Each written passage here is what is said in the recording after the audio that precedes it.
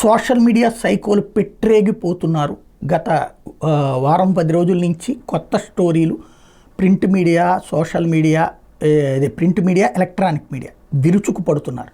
Yes, social మీడియాలో సైకోలు ఉన్నారు, no doubt.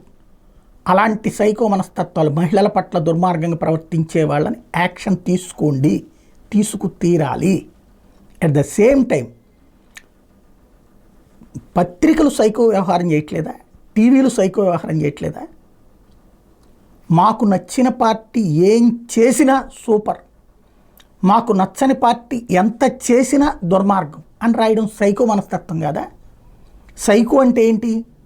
ఒక ప్యాషన్కి అలవాటు పడిపోయి అలాగే బతకాలి, మిగతా వాళ్ళందరినీ వేధించేటటువంటి మనస్తత్వం. ఇప్పుడు సోషల్ మీడియాలో పొలిటికల్ సైకోలు ఉన్నారు, ప్రింట్ మీడియాలో అదే సైకోలుగా, ఎలక్ట్రానిక్ మీడియాలో కూడా అదే సైకోలుగా.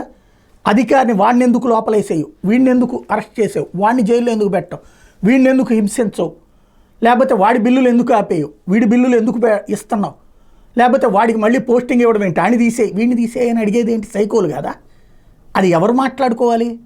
ఎవరి సైకో మనస్తత్వం అది?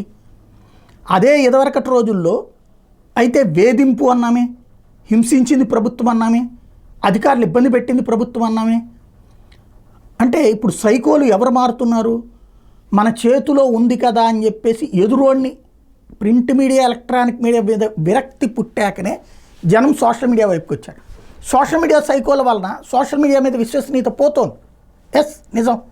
ప్రింట్ మీడియా, ఎలక్ట్రానిక్ మీడియా మీద విశ్వసనీయత ఎప్పుడో చచ్చిపోయింది. ఇప్పుడు ఏంటంటే ఆల్టర్నేటివ్ మీడియాగా వస్తున్న సోషల్ మీడియాని తొక్కి నారతీయాలా, తద్వారా తమ ఆధిపత్యం చెలాయించాలన్నటువంటి ఒక పెద్ద కుట్ర దీని వెనకాల కనబడుతోంది.